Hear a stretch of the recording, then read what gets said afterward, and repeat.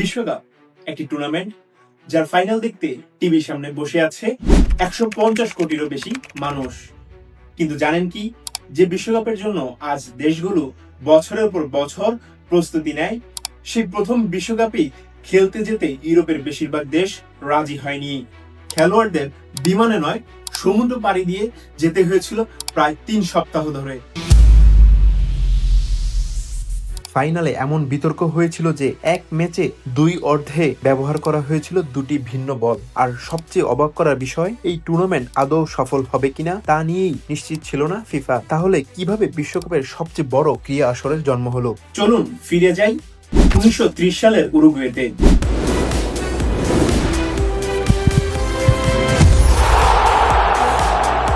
বিশ্বকাপের জন্ম 1928 সাল। তখন আন্তর্জাতিক ফুটবলের সবচেয়ে বড় আসর ছিল অলিম্পিক। কিন্তু ফিফার সভাপতি জুলেরিমে মনে করতেন ফুটবল এতটাই জনপ্রিয় হয়ে উঠেছে যে এর জন্য আলাদা বিশ্ব চ্যাম্পিয়নশিপ হওয়া উচিত।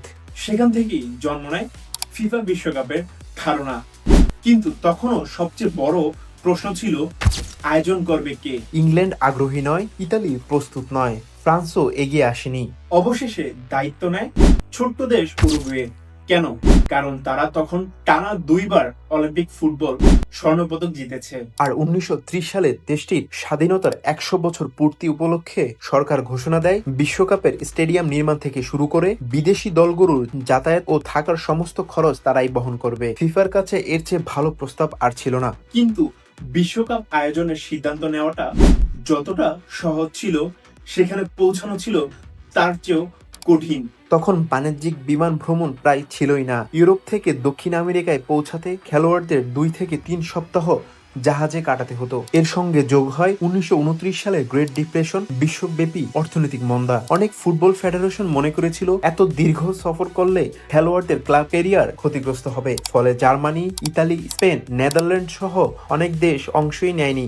শেষ পর্যন্ত মাত্র 4টি ইউরোপীয় দেশ, ফ্রান্স, বেলজিয়াম, রোমানিয়া এবং যুগোস্লাভিয়া উরুগুয়েতে পৌঁছায়। ফলে ইতিহাসের প্রথম বিশ্বকাপে অংশ নেয় মাত্র 13টি দল। আর তখন কোনো বাছাই পর্বও ছিল না। যারা যেতে রাজি হয়েছিল তারাই সরাসরি বিশ্বকাপে খেলেছিল। ইতিহাসের প্রথম ফাইনাল 30 জুলাই 1930, প্রায় 93,000 দর্শকের সামনে শুরু হয় ইতিহাসের প্রথম বিশ্বকাপ ফাইনাল। উরুগুয়ে বনাম আর্জেন্টিনা। কিন্তু ম্যাচ শুরু হওয়ার আগেই তৈরি হয় নতুন বিতর্ক। 2 দলই নিজেদের তৈরি বল ব্যবহার করতে চায়। শেষ পর্যন্ত রেফারি জন ল্যাঙ্গারসন সিদ্ধান্ত দেন প্রথমার্ধে খেলবে আর্জেন্টিনার বল দিয়ে, দ্বিতীয়ার্ধে উরুগুয়ের বল দিয়ে। প্রথমার্ধ শেষে আর্জেন্টিনা এগিয়ে ছিল 2-1 গোলে, কিন্তু দ্বিতীয়ার্ধে বদলে যায় পুরো ম্যাচের চিত্র। উরুগুয়ে পরপর 3টি গোল করে জিতে যায় 4-2 ব্যবধানে এবং ইতিহাসের প্রথম বিশ্বকাপ চ্যাম্পিয়ন হয়। সেই প্রথম ট্রফিটির নাম ছিল জুলেরিমে ট্রফি।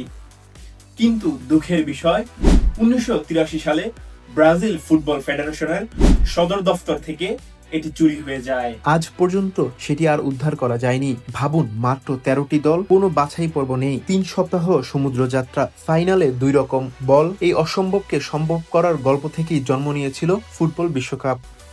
আজ সেই বিশ্বকাপই পৃথিবীর সবচেয়ে বড় ক্রীড়া উৎসব।